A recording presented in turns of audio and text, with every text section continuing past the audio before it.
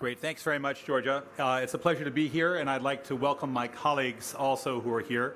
I'd like to thank my secretary who made that video before we all came. He has been deeply connected to the international discussions on energy and climate for more than 30 years. I think he's one of the first people as a scientist to have recognized the urgency of the problem, but also to think about the solutions, which in no small measure are in the energy sector. What I'd like to do, if I could with you for a few moments before we turn to our panelists, is to introduce the Clean Energy Ministerial. It's been around for a little while. This is our 5th year of operation. We'll talk a bit about some of the work that's been done.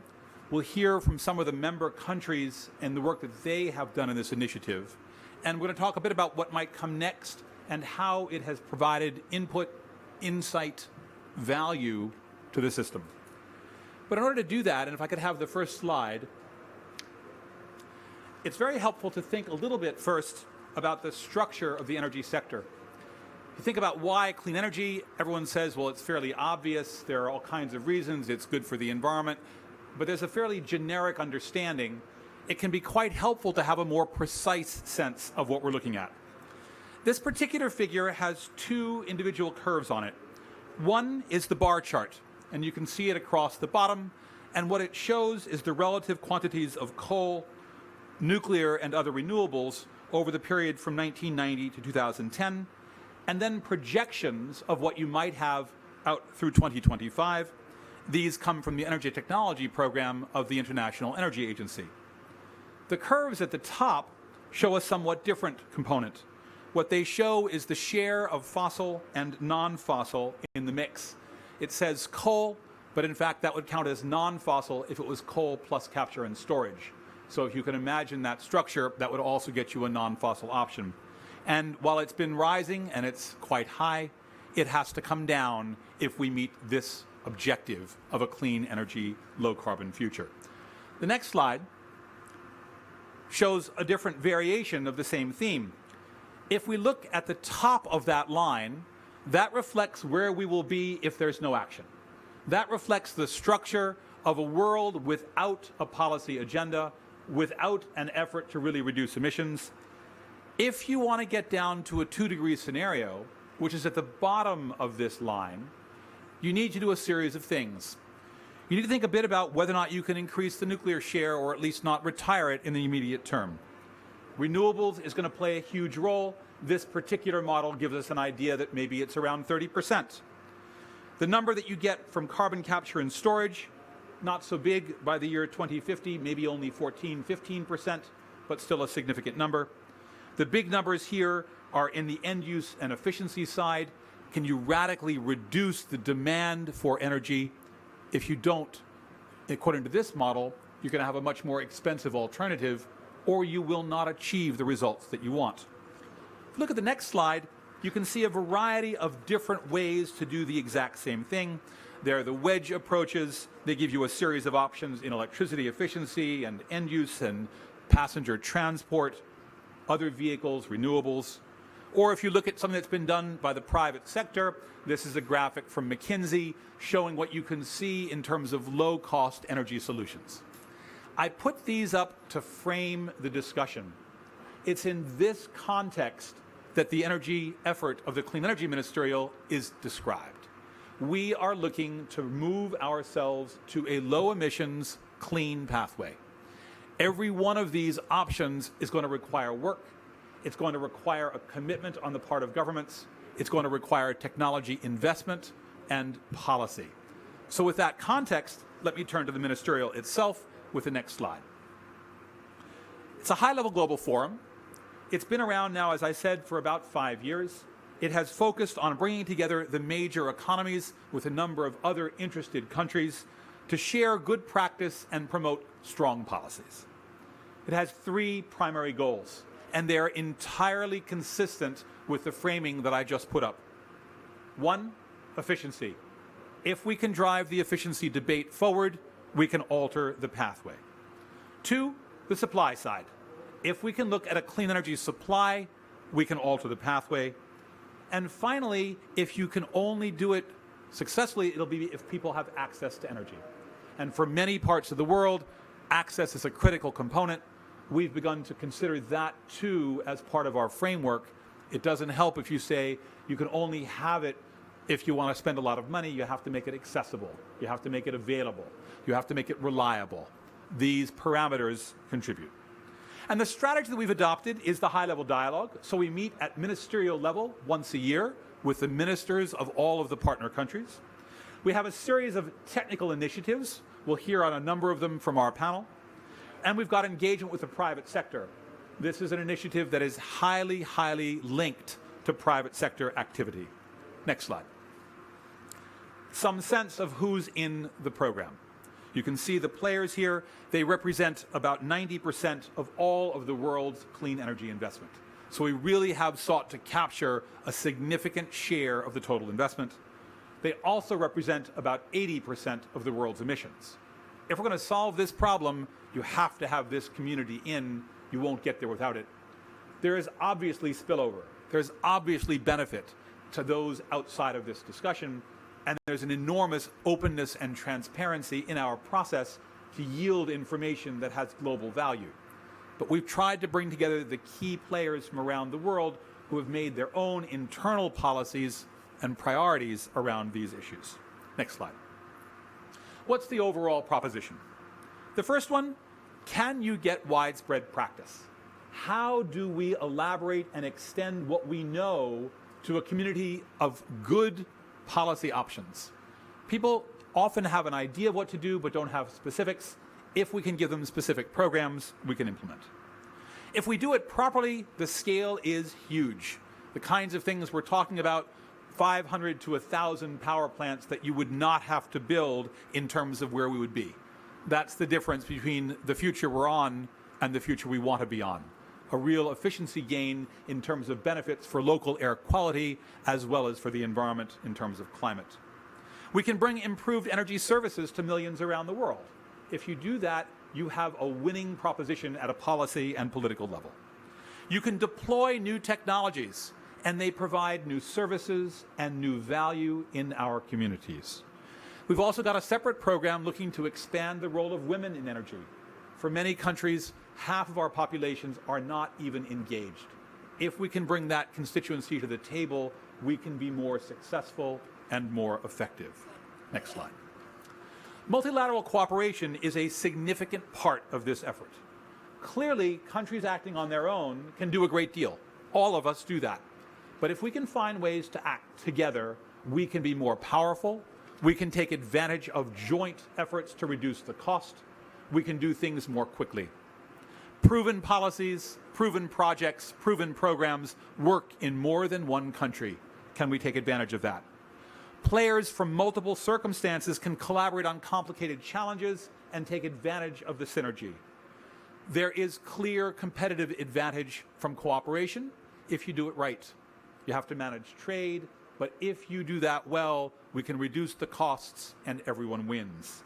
And there are examples of this where countries take advantage of the programs in the Clean Energy Ministerial in domestic policy. I take as one of our member countries who's not here at the podium with us, some work being done by Mexico, where they're informing about good best practices and designing some of their energy reform programs based on work from this agenda. Next slide. One of the things that we can do is we can take action on the policy side, a central component of the work that we've got. We can connect the private sector players with the policymakers. One of the things that we have is ministers meeting on an annual basis from the energy sector. They bring together the people in the technical domain in their ministries and the private sector players without whom investment will not happen. Bringing them together with a focus on clean energy. This is not a fossil discussion. This is not a discussion around alternative sources. This is a clean energy conversation driving a political agenda on that front. Next slide. We've organized ourselves in work under 4 broad themes. Energy efficiency, with work on appliance and appliance standards and buildings. A clean energy agenda, which is basically a clean supply agenda. Solar and wind, hydropower, bioenergy, as well as carbon capture and storage, which could make our fossil fuel an acceptable alternative. The integration of multiple policies. It's no longer possible to look vertically at a technology without considering its intersection in other areas. For example, as we look at expanding renewable energy, how do we manage reliability in the grid? As we look at the question of clean vehicles, what does that mean in terms of electricity supply or biofuels to run those vehicles? It intersects across the energy sector. Unless we look at those intersections, you will not do well. Cities, another example of that same thing. As the demographic moves and as people move to cities, how do you manage those intersections of all of the issues that come along? Buildings, transportation, electricity access. Those questions increasingly a part of our dialogue. And finally, the issues of human capacity. How do we train people to do the jobs that we will need in the next 20 years?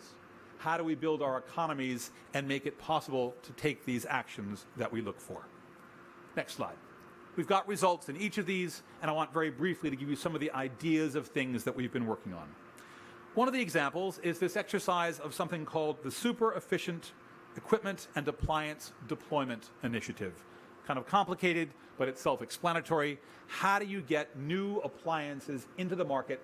How do you move standards for technologies of things that we use on a regular basis? Motors, fans. How do you think about a microwave? What are you doing with a refrigerator? How do you make a change in everyday things that we use all the time to make them more efficient? We've seen good examples here. If we do this right, we could avoid as much as 250 million tons of CO2.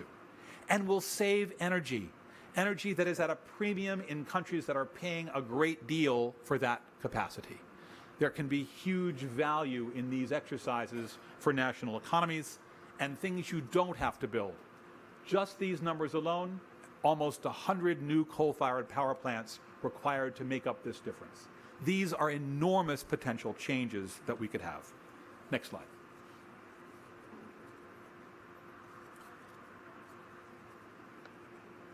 The Solar and Wind Initiative is a second initiative that we've really got going on. One of the clean power supply programs that we're really quite focused on. Many of us see this as a real opportunity going forward. It's not yet growing as fast as we want. We're working on bringing the prices down. But one of the initiatives that we've undertaken through the Clean Energy Ministerial is to develop an atlas of renewable energy potential around the world. It's now possible for a country to go in and say, what about me? What about my local circumstance? What could I do at home? Where is that potential to develop? How do I take advantage of it? The atlas is a first step. There are now programs to move beyond an atlas, collaborating with other institutions and initiatives around the world to think through where this goes. It extends not just to wind and solar, but also now increasingly to bioenergy, a huge potential opportunity, to geothermal, even to marine energy. Next slide. We're looking at electric vehicles, and we'll hear a bit from our colleague from China on what's going on. China is one of the co-leads of this effort. It's been a huge potential opportunity that we've seen for decades. How do we realize this opportunity? The Clean Energy Ministerial, again, has done some analysis. The potential here is enormous if we could move down that road. Of course, it links back to how you get the electricity. If you provide it from a fossil fuel plant, it's not so good. But if you can do it with a clean energy source, you then remove a petroleum source out of your system, enormous potential opportunities. We are certainly seeing rapid growth in this domain, policies and measures actively being considered about how to move that, as well as the research agenda to reduce the price. Next slide. We've got a real effort in explaining what we're doing to people who are not in the work program. We have launched a program called the Clean Energy Solutions Center. It is a forum where policymakers from around the world can go and ask for advice. Anyone can go. Any policymaker can join and say, I'm working on this policy. Is there a good practice? Is there an example that I can cite? How do I find out about financing? What are the constraints around a business plan? We can give advice. We have representatives from all of the countries working on this at a technical level to provide input. And then while the result goes to the policymaker, it's also made available publicly. And there's a library of resources provided through the center to give people information on implementation. Next slide. We have a program on lighting and on energy access. This is a key issue, particularly for the least developed countries, where the constraints around energy are about access at least as much as they are around any other aspect. This is an effort to make that access available cleanly, to do it with a small carbon footprint or no carbon footprint. What you can see on the left side are the number of solar lanterns that we've been looking at the global level. This goes from 2009 through 2013. We're up to 2.7 million of these. A rapid change, but the world needs more. How do we expand further? How do we get access even more widely? And you can see what the market share is. Quality assurance is a critical part. If we don't do them right, people don't find that they work. When they don't work, they abandon them. When they get abandoned, the policy is lost and you go backwards instead of forwards. Designing a way to make sure they work for the consumer is going to be a central role that we have to imagine as we carry this forward. Next slide. So these are the kinds of things that we're working on. That's the framework for our operation. We have a vision of how we can scale this up. We have the major players at the table. We have a number of them who've come here to talk about their experiences with the program. At the end of the day, if we do it right, we'll reduce emissions. If we do it right, we'll have a cleaner economy. If we do it right, we'll have improved competitiveness. We'll have local jobs. We'll build capacity at home, and we'll reduce the carbon footprint. And that's why we're all here and gathered to hear where things are going. Next slide. What we've got now are a number of speakers, and I'll turn first to my colleague from China, the Ministry of Science and Technology from the People's Republic of China, Mr. Sun. Please, you have the floor for some comments.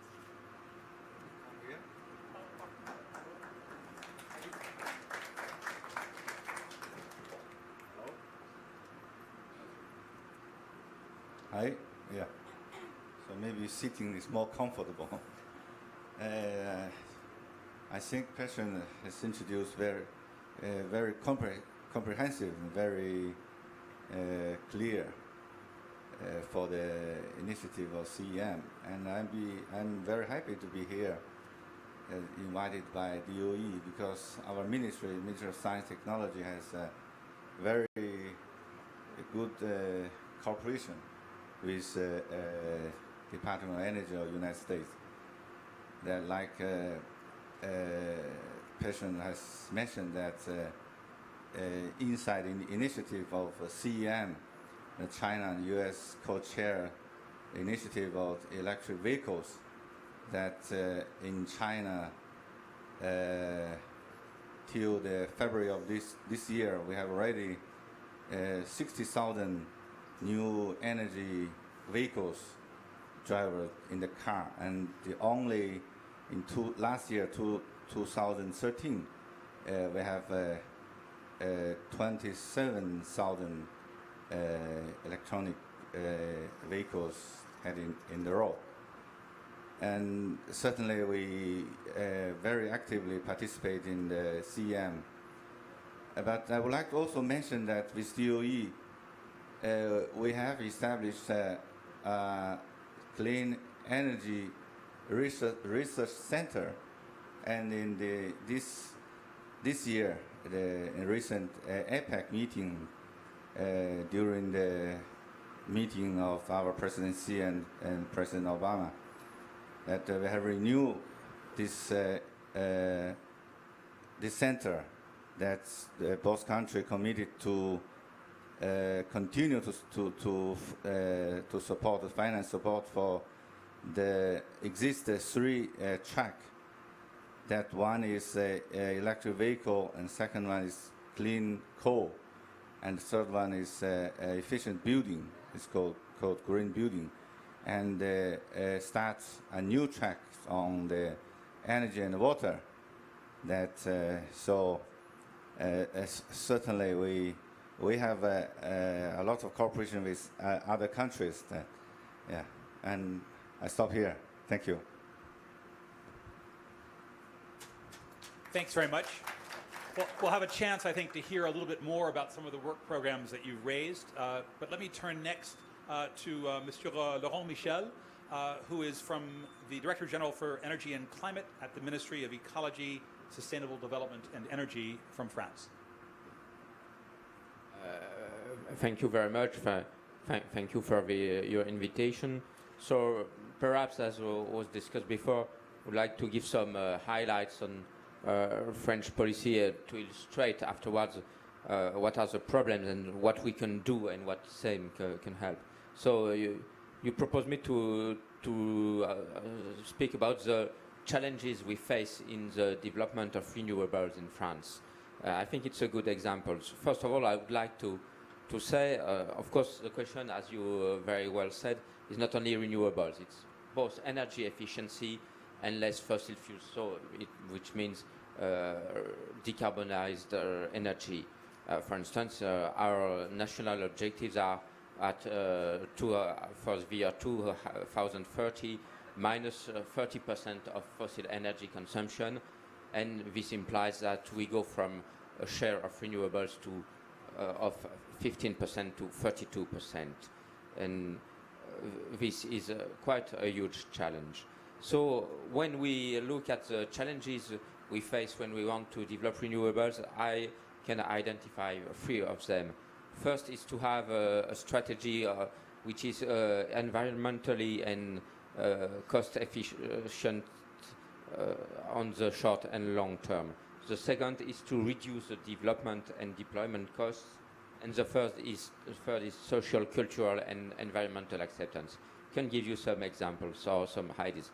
First, we have to find a pathway in the short and long term for renewables. We don't have, first, it's not only a focus on electricity. We must think of renewable heat, for instance. And so we have to develop a strategy, and I have to say we have to resist to lobbies, because everybody has a solution. But solutions don't fit always to all problems of any country. Also it's a question of physical feasibility, and we have to evaluate our policy ex ante and then ex post. Second question, of course, is the question of the costs, and for each source of energy we develop, for each sector, and also globally, including storage costs and network and grid costs. So there is the questions of R&D and not only research but industrial demonstrators. There's a question to find a fair balance between public support, which is necessary for renewables at the beginning, and too big costs or even too big revenues for companies. In some countries, and in France and other countries, at some early stages, we had too big, costs were too high, and this is not affordable in the long term. It's not sustainable. And also, to reduce costs, we have a very concrete implementation questions. For instance, streamlining authorization procedures or bring support to companies when they develop their projects. For instance, in France, we believe strongly in mechanization, but it's not so easy to build a mechanizing plan, because you have to find the waste, you have to mechanize and so on. You have to build your projects, so we have to give support to the companies who want to do that. And third question is social, cultural, and environmental acceptance. As you know, France is a relatively highly populated country. There are, of course, some countries with a higher density, but in France we have a high density, and we have also the question of landscapes, of monuments, and so you can't put windmills everywhere, because it's a problem. Even it's a problem for economy, because you have tourism, and if you put the windmills at the wrong place, you have problems of acceptance. So the question of acceptance is a question of project management, of planning. It's not only a question of one project, it's a question of public policy. So these are challenges. Of course, I think these challenges, some of them are shared by everybody. Question of cost, question of acceptance, of course, is different in some countries. I know some countries like windmills, other countries don't like windmills or their population. But I think if you want to develop marine energy, you have to deal with fishermen everywhere. It's important. So this shows, I hope, that we face challenges, and of course we try to solve them. And I think that such forums as Clean Energy Ministerial can help us and can help countries and business and stakeholders to overcome these challenges. First, it's important to exchange views, to exchange experience, perspectives, and the group on solar and wind, one of your 13 initiatives, was, in many opinions, I think, due to your involvement, due to the involvement of Irene also, was important. And also, you mentioned the Clean Energy Solution Center. I think it's a good idea, and probably even in France, we don't use enough all these research centers. I will finish by that saying that it's for policymakers, it's first you have to have the objectives, the great regulations, but afterwards you have to build roadmaps, development programs for renewables or for energy efficiency. You have to find the technology priorities for research. You have to find a support scheme, public support scheme, which has to be the most efficient, most possible efficient.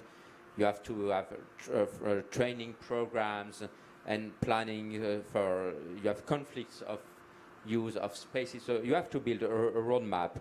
And for instance, we try in France to build a roadmap for wind offshore. And the question, I think in other European countries, we exchange with our neighbor countries, the question is wind offshore, we believe in it, but how can we develop this technology in Denmark? How can we reduce the cost and make it more and more affordable on the long term? So I think the question of roadmaps building is important for policymakers and also for business, for stakeholders to know where we go. And I think initiatives such as Clean Energy Solution Center can help. And I think it's something we could think not only in the framework of the Clean Energy Ministerial, but in all the framework we have here of all United Nations. How can we build roadmaps for the development and implementation of energy efficiency and renewables and all that is needed to help smart grids or energy storage? I will stop here for the moment. Thank you. Thank you very much. Thanks very much, Laurent. Very, very useful kind of framing, I think, for all of us to think about. Let me turn to the last but not least member of our panel, Mr. Christian Pilgaard-Zinglersen. Christian is the Deputy Permanent Secretary in the Ministry of Climate, Energy and Buildings in Denmark. Christian? Yeah, thanks a lot. Always appreciate Jonathan Pershing heading us off, bringing people into to the room with his powerful voice and good arguments. So I sit here as a representative of very much the smallest country on the panel here. And when Jonathan introduced the 90% of global investment and 80% of emissions, Denmark as a country is not necessarily contributing a lot to those, although we certainly recognize our responsibilities. But in nominal terms, we're not by any means a player at the table. Nevertheless, we were very pleased to receive an invitation to join the Clean Energy Ministerial. And I suppose one of the reasons for that is we do have some experiences with the introduction of clean energy solutions. Just to break one figure, I suppose in 2020 we will have approximately 70% of our electricity supply being provided by renewables, and there's no hydro in Denmark, so it's not the hydro route. 50% will be made up of wind generation, which is a fairly high degree of fluctuating generation in an electricity system. These are exciting times for Denmark in many respects. One recent analysis of a few months ago showed that new generation capacity by way of onshore wind is cost competitive in Denmark vis-a-vis new coal-fired power plants today, and that's with an extremely low carbon price in the EU ETS system. So things are moving in Denmark as indeed they are worldwide. The rationale for us in engaging in the Clean Energy Ministerial is basically twofold. One is because we have reached a point where the deployment of renewable solutions and energy efficient solutions is quite mature. We face some challenges in the road ahead, challenges which are not unique to Denmark but are common in certain mature systems. And we find the Clean Energy Ministerial a good forum for discussing how to meet those challenges. I'll expand on that in a second. The second rationale for our engagement is, coming back to our minor status on the world stage, we recognize that a global transformation of energy systems will, to be truly relevant, be driven in countries which are much larger than Denmark and where energy demand growth is much larger, also in nominal terms, than the growth trajectories are in Denmark. So we want to engage on that to the extent that's useful for those countries of size and significance. I'll speak a little bit on, and then I'll pass the floor back to Jonathan, on one track which Jonathan spoke to briefly and which you also mentioned, which is the wind and solar track. Now, there are several work streams or tracks in the Clean Energy Ministerial which are relevant for renewables. So smart grids cooperation is certainly relevant insofar as arguably the need for those smart grids are exacerbated by the aggressive introduction of renewables, etc., electric vehicles, relevant for renewables, the 21st Century Power Partnership, very relevant for renewables. But there's one track which is solely dedicated to renewables, and that's the solar and wind track on the supply side. That's a track which Germany, Spain, and Denmark co-leads.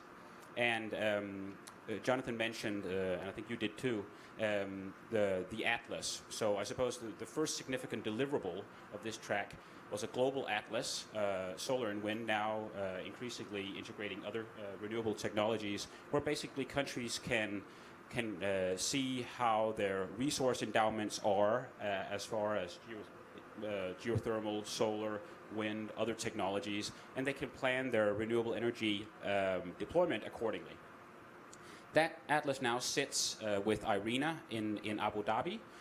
So I suppose the organizational repository of that atlas now is IRENA, and they're taking that forward very well. So along with our German and Spanish partners, we've been thinking how to take this solar and wind work stream forward. And we will be discussing at the next preparatory meeting how best to do that. We plan to launch 2 different projects, one with the IEA, the International Energy Agency, as the operating agent, the other with IRENA. And sort of a headline of what that will be about. Basically, when countries face increasing deployments of renewable energy, they are increasingly faced with sort of a dilemma. So on one hand, you want to increase investor certainty. You want to strengthen predictability about revenue streams, whilst on the other hand, you want to make renewable generation more susceptible to market signals. So there is sort of a dilemma there, or it's not fully aligned, those two considerations of complete predictability and receptiveness to market signals. That plays out differently in mature markets vis-a-vis high growth markets. So that's one work stream which we think is relevant both for more mature systems, but also energy systems which have very significant growth trajectories in the future. And that IEA will take that forward, and there will be sort of an in-depth component for select emerging economies as part of that. The other track is with IRENA, where IRENA, along with us, will work on auctioning schemes for the introduction of renewables. So some countries have experiences with auctioning of renewable generation in Brazil, in South Africa. Increasingly, that will happen in many countries in Europe as well for different reasons. And there is a very good case there for learning from each other, including for those who have yet to undertake that route of introducing renewables. So hopefully that will be useful for many countries in the Clean Energy Ministerial in the years to come. That was my introduction. Back to you, Jonathan. Thank you very much, Christian. So I think you got some idea of the kinds of things the panel members and the member countries are working on. What I'd like to do for a few minutes is to engage the panel with a couple of questions. We'll hear a bit more, draw out a few more of their interests, things that we're doing under the Clean Energy Ministerial, and then I'll open it up. There may be some questions that you in the room have. But let me start off with Mr. Sun. I know that China has been really active. There's been some joint work that we've done with you, an announcement that was made by our 2 presidents not very long ago. One of the significant pieces of that announcement was an effort on the Chinese side to work towards a significant increase in the share of renewables and non-fossil in the mix. You're certainly doing that. The question I would have is, what things do you think might be brought from the Clean Energy Ministerial that might help you with the development of those domestic programs? Oh, thank you. In fact, seeing clean energy, I think the Chinese people nowadays has more, you can see feelings about renewable energies, and certainly that this goal of 20% till 2030 is very ambitious. That we still have a long way to go, because you may know that China now the energy supply is called we still have a major is coal that for example last year the total energy consumption, the coal occupied 66.2%, and we have what's called non-fossil energy supply occupy only 9.8%. Understand that China's hydro and wind that fuel the what's called if you know some Chinese news that we have smoke days that full of smokes. That especially I live in Beijing and around, especially the recent 2 years, and this smoke days become even severer, and the days become more and more. It is all the studies shows that most come from the coal burning and transportation. So we actively engage in this CM. We welcome all the initiative of CM, and what CM can do and what we can learn. I think that many things that we can learn. What you have already, Jonathan have already mentioned that, for example, efficiency, the policy, and the best practice, and what's called technologies. Anyway, what you're learning is reciprocal. I think that maybe we could say that cooperation. That anyway, that in this platform of CM, I would say not only welcome, but CM could play a very important role. Thank you very much. Let me turn next to Laurent. So France is going to be hosting a meeting in a year that we're all very, very much aware of. I think we're all focused on its potential to deliver real change. Do you think that there may be a role, and if so, what kind of a role might we see the CEM playing in support of the initiatives and the efforts that you're making?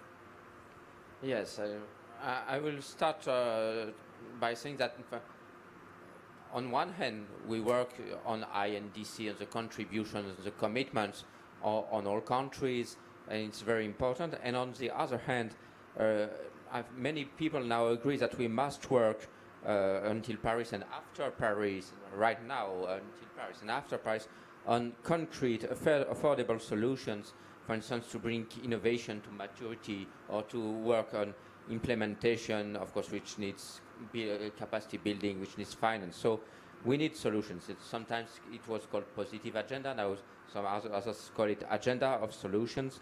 I think it's very important. Solutions exist or can exist. It's important to build them. It's important to demonstrate them. It's important to build, as I said, roadmaps. It's important to develop them, to deploy them. So perhaps, as you said, CM has already launched initiatives, you explained, and they can be perhaps milestones or forerunners for these solutions or for some broader initiatives we can imagine with them, with international agency, with a broad partnership.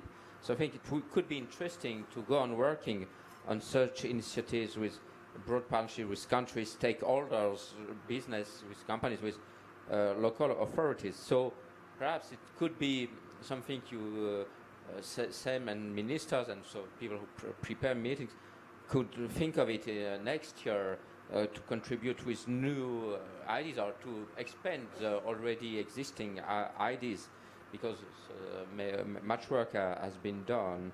And of course, I will finish that. Of course, it's also the idea to mobilize ministers themselves and the whole sector of energy. So perhaps there would be here something on how could SEM contribute to the agenda of solutions next year and in the coming years, because 2015 is only a beginning, or should be only a beginning, because we have afterwards to deliver what we will all agree next year, I hope. There's, I think, a key question here for all of us to think about. So we've got a negotiation that's now underway. Many of us are following it from the outside, some of us are following it from the inside. And what's clear is that it's going to require a lot of work. And I think you've identified the fact that it's not the end of the process. We're not going to answer all the questions. We're going to frame next steps. And I think that one of the things the Clean Energy Ministerial does is it provides a forum for implementation. That's somewhat different from a forum for negotiation. It's not a negotiating forum. It's a technical exchange forum. It's a place where people can come for ideas, where there are practical experiences to be exchanged. In that sense, it may be a really good complement, and I think that Laurent has kind of pointed out some of those dimensions, and it really could be a valuable exercise. Of course, that requires an ongoing commitment, and it requires engagement, and I think that's what the Ministerial is seeking to do. Let me turn to another piece of that work, though, and ask Christian if you might comment a little bit. So you mentioned in your opening remarks that Denmark's not the major emitter. Of course, it's not. It's a smaller country, but it's really at the edge of some of the new investments and new technologies that are there. And I'm very interested if you have found potentials to use the Clean Energy Ministerial and its process to work with others. And if so, how that's worked for you and how it's worked for them from your perspective.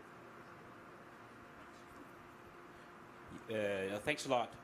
No, definitely. I suppose I would address that question in saying that we sort of started out having predominantly bilateral relationships, certainly with China in the area of renewable energy and energy efficiency, but also increasingly with South Africa and Mexico, also Vietnam, who's not a SEM member at the moment. And so those bilateral relationships have concentrated on, shall we say, integration of renewables, energy and climate scenario modeling, increasingly demonstration-type projects, for instance, conversion projects, conversion to biomass, integrated energy system solutions, and the like. And it seems, at least our experience, or the learning curve, if you will, in those collaborative relationships have been that some of the other members of the SEM have similar relationships, and at times it makes sense for us, but also for that country in question, to engage on this multilateral, plurilateral platform, which is the SEM.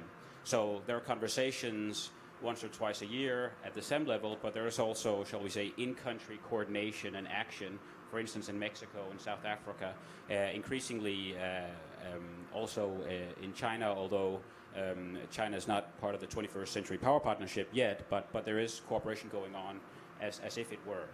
So we've sort of gone from bilateral to increasingly mixing bilateral with multilateral. I don't know if that answers your question. I mean, I think it does. I think, to me, one of the real issues here, which I didn't comment on and you've mentioned, the Clean Energy Ministerial is a voluntary arrangement. It's not an obligation. So unless there's value added for its members, people don't really have to act in it. But we've also got a structure where each initiative can have different participation. So instead of saying, if you want to join the SEM, you have to join everything, instead we've said, if you want to join some of the pieces, you're very welcome to do so. And it gives a very open context and frames things that are in national interests. In that sense, I think it's consistent with the vision that we're laying out, all of us, for the INDC. The structure of national visions framed nationally. There's an implementation agenda that will follow that, and this may be one of the means through which countries can help meet those agendas and objectives. So I think the fact that you pointed those out are really quite helpful. We've got a little bit of time, and I thought we might have a few questions from the audience. We'll take 3 at a time, and then we'll come to the panelists. Feel free to address your questions to anyone. We've got a microphone in the back of the room that George has got. We'll start there next to the microphone. If you introduce yourself, please, before you say your question. Thank you very much. Godfrey Salia, my name's from Uganda, Kampala, Uganda. I would like to thank the presenters for the very nice presentations. However, there is one issue I wanted to note, is that if you can see how the UN talk about the Millennium Development Goals, I find us not being able to accomplish the climate change goals we are setting if we don't come up with very tangible goals like what for the health they did, for education, for gender, for equality. So I'm looking at, if you can have a scenario set like the Millennium Development Goals, but this time in line with the environment. Otherwise, if we are looking at having it as national goals and objectives, they'll be very good on paper, they'll be nice presentations, they'll be very good, but in practice, these countries won't do them. And often at times, the biggest challenge is it's private sector led. So the private sector is simply interested in profit. But if the governments can say, I know you're interested into profit, but you must have these targets, that's when I think it will happen. Thank you very much. Thank you for that question. We'll walk around the microphone over here in the front. You have a second question? Please introduce yourself. This is Tanay Sıtkuyar from Marmara University, Turkey. Frankly, I came here with the hope that I hear a little bit more about Department of Energy declaration with the government laboratories and Revolution Now. The for clean energy technologies has arrived today declaration. I find it very important because this learning curves and the costs arrive with PV, wind and LED lighting and electrical vehicles is very important, the achievement made since 2008 to today. So the basic fear for renewable energy technology is that it's not cost effective. No, this document and the update of October 2014 clearly shows that now we have the technology, affordable prices and the cheapest. So my question is this: how are you planning to extend this as Department of Energy to other renewable energy technologies with smart grid and storage technologies? This should be done. And in this summit, I think it's a critical importance if this the cost effectiveness should be stated in the documents over here. Because if we are going to do something together, if we start to think together, and it seems Clean Energy Ministerial people are thinking that way, we should implement and disseminate this bit of information, very critical information, which acts, the expensiveness acts as the irreversibility for all these discussions. So we have the resource, we had the resource, we have now, and we will have. The sun is available free of charge. The technology now is available. So we need to convince the decision makers that they should behave in the direction of the solution. So this is the critical importance, and this gives the input. So that's why I congratulate the Department of Energy public laboratories doing this work, and the MONIT's declaring this, but this should be disseminated and used all over the world. Thank you very much. We have a third question over here in the front. Thank you. Cesar Penafia, Columbia University. I'm also the research assistant for Noah Tanaka, former IEA executive director. My question was...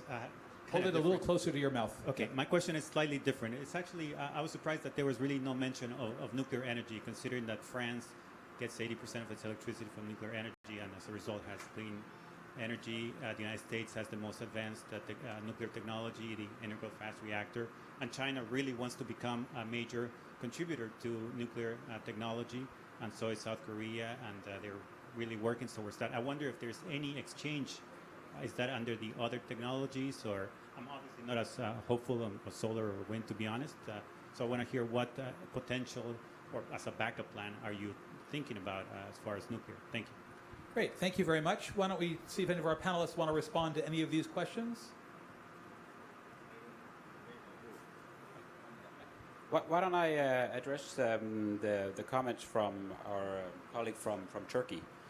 So I suppose on current trends, the only technology which is sort of more or less on target towards the 2-degree scenario is the deployment of renewables. So that's a good thing, given the climate context of why we're here, and that corresponds to the declining costs in technology which you were referring to. But we're certainly not there yet. And you mentioned offshore wind in your presentation or your introduction, and certainly the price of offshore wind is significantly higher than onshore. Prices are decreasing, yes, but they will need to have a significant decrease to reach parity with onshore even 20 years from now. So there is still work to do. And you mentioned also storage as one technology to integrate renewable, fluctuating renewables in the system. Certainly agree to that. But I think one common denominator for energy systems of the future with a fair amount of renewables will be that they're flexible systems. Storage presents itself as one avenue of flexibility, but it may not necessarily be the most cost-effective avenue. Smart grids are one way to achieve flexibility, increased interconnection, market liberalization, certainly in Europe, but also in other jurisdictions, is one way. Increased interaction between an electricity system, a gas system, and heat system, where one has that three-level infrastructure, is an additional way of flexibility. So we're not quite there yet. We still need to innovate in order for the overall cost for the system to go down. Thanks very much. Let me say a few words about the other two questions. The first one from Uganda, I think the point you make is certainly well taken. It's very hard to see that we'll have a long-term success in any of our efforts unless we connect them back to our social issues. I think that the issue of clean energy is connected that way. It solves a number of simultaneous problems. It deals with air quality and often water quality at the same time. It can, if managed well, deal with economics. It can drive job development.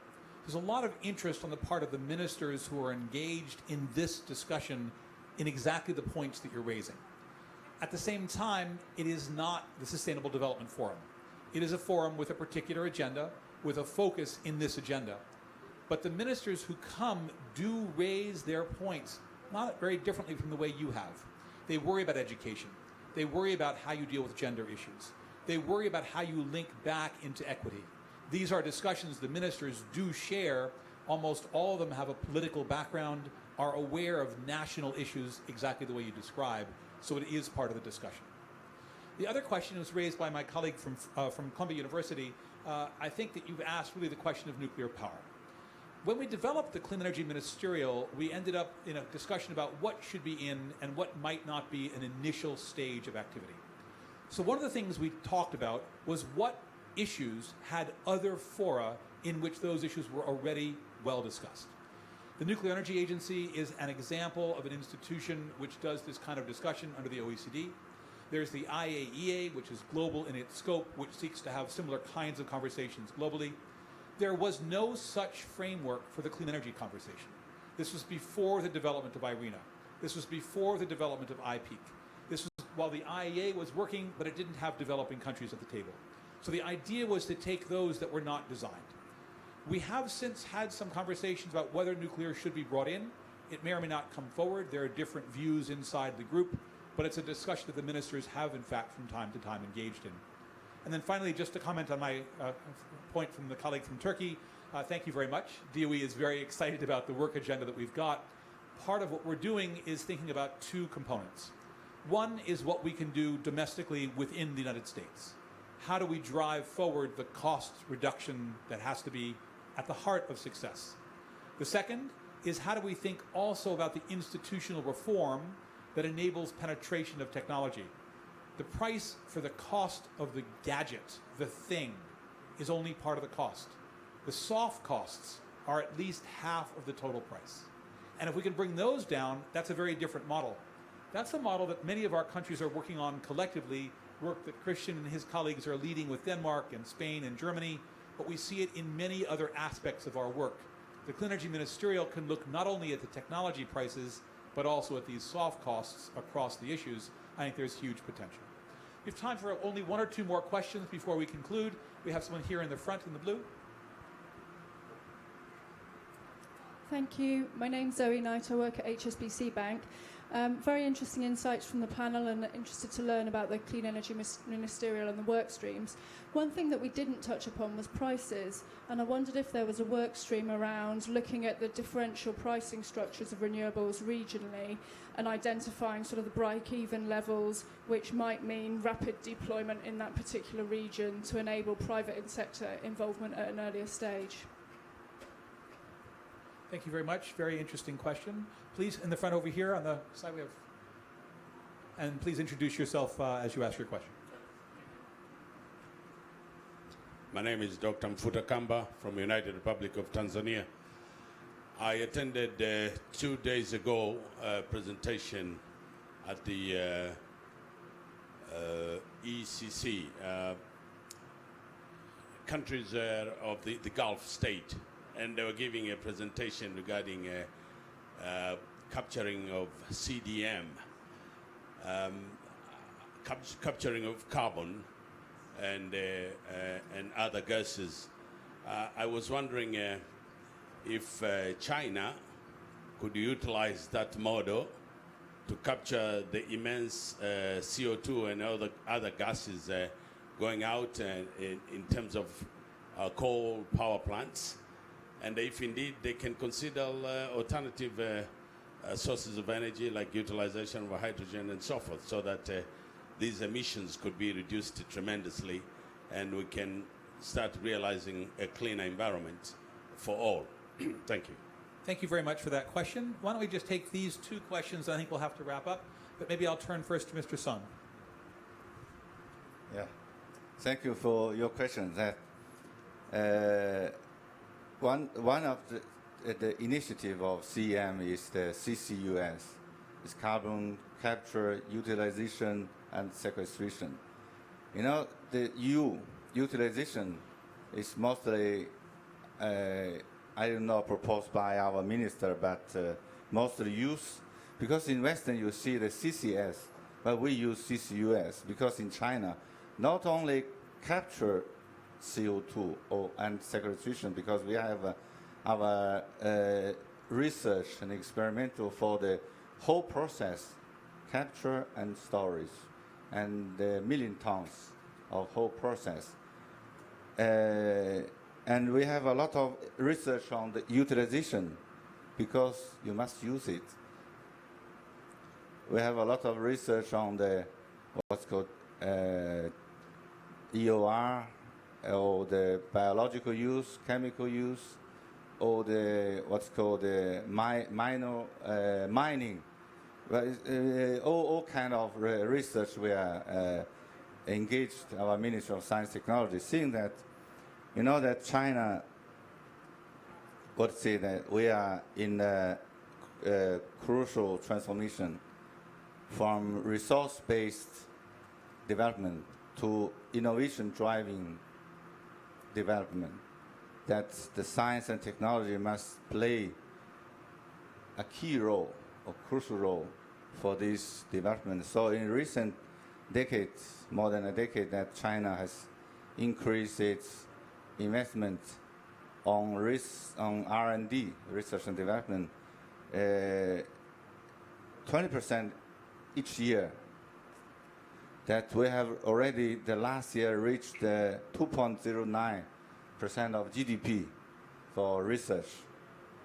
So we, and also the question from the friends that for the technology, or maybe for the cost of technology. So we're also working for some technology, low cost or adaptable. So in that case, we have a lot of source-to-source cooperation that you can use affordable, comfortable technologies. Thank you very much. I don't know, Laurent, if you want to add anything on either of the questions or any other points that were made? I'll try. So I think but I'll ask you to complete. The question on prices is very interesting, and one of the groups on wind and solar was focused on how to reduce the cost. I think it's an important question to know about costs and prices, and to know how they are determined, and important for public policy makers, because we have an asymmetry of information. I don't run windmills or solar farms, but I have to decide or to propose decisions to the minister to give some subsidies at least at the beginning, as we already said. And it's important to have a good balance of what is called sometimes strike prices. Our English colleagues at least call them strike prices. What are the goals we can assume and achieve for renewables or for storage? And I think it's really an important scope. Of course, there are no universal rules because there's more wind in Denmark than in France, but to know how prices are made and how we can work on them to reduce them is important for policymakers, and perhaps something in which we could, in bilateral or multilateral or fora or with SEM or some subgroups or with resource centers, go forward. Because really, I think it's a question for policymakers, a question for investments, for bankers, and for industry. Because, for instance, at the present time in Europe, offshore windmills, it's a question, do we go on? If the prices don't go down, we will not go on, or not at the same speed, let's say. Thank you. Christian? Maybe I just add to that. I think it is a really good discussion to have. I think it's a really complex discussion to have, because I think the differences in price are partly due to a localization of price structure. So I remember a conversation I had recently with a major Danish wind turbine manufacturer, and they had also asked themselves the question, so what are the price patterns in those very many jurisdictions where they operate? It was extremely difficult to disaggregate in a way to make that operationally relevant for that manufacturer. But maybe it's worth looking into. At the aggregate level, there are companies like Bloomberg New Energy Finance which look at it, but I understood your question to be more in the disaggregate. So good to look at, pretty complex. So just maybe to have one final comment on this HSBC question, and then perhaps to wrap up the session. It does seem to me that there are two different costs that one needs to look at. Increasingly, we're seeing global trade in a lot of these renewable commodities. And from that perspective, if one thinks about the costs of the technology, that's increasingly a uniform price. And as they become commoditized, that price, in fact, becomes increasingly uniform. What we are instead seeing is enormous differences in soft cost. And those costs, I think we can begin to disaggregate as well. You can look at the various components of the soft cost. Is it a licensing problem? Is it a question with regulatory permitting? How do you think about reimbursement? What are you thinking about installers' prices? Is there a formulation in which you train your working personnel for maintenance? Any one of these could fundamentally alter the character. I'm struck in the context of an assessment that the United States did looking at our own soft costs, which we're continually updating. At the moment, we were looking at Germany, which has one of the lowest soft costs of any of the countries in the world around solar installation. They've done it by common formatting, by creating standardization in terms of their approach. Their price for the soft cost is only about 1/3 of the US price for soft costs. How do we work taking that model and adopt that? The Clean Energy Ministerial is in some ways the right kind of a forum for that discussion. So instead of it being just a bilateral conversation with Germany, we end up with this conversation in the initiative on renewables. And so it creates a real window for each of us to learn and create real windows of outcomes and opportunities. So I think the answer is yes, there are differences. Yes, they're real. They seem to be less in some ways about the commodity and more about performance, and we can do something about that. Let me conclude the panel first by thanking all of the panelists. I really appreciate the insights that you've all shared. There's a lot of work that you're all doing individually. I think you reflect on a work that's underway by all of our member countries. It's a very active agenda that we've got. It won't happen unless we continue the work, though. And I think we look forward to next steps on this outcome. But I also want to reflect a little bit again on the comment that was made by Laurent from France. This is a process that is not going to end in Paris. This is a process which will go on through 2020, 2025, and beyond. Thinking about the new technologies, around the policies that drive next steps, we have to take advantage of these kinds of initiatives to exchange information, to improve our performance and behavior, and to look at a successful outcome.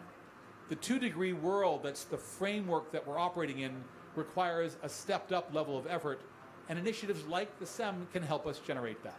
So again, thank you very much for joining us. Again, thank you to the panel, and have a good afternoon.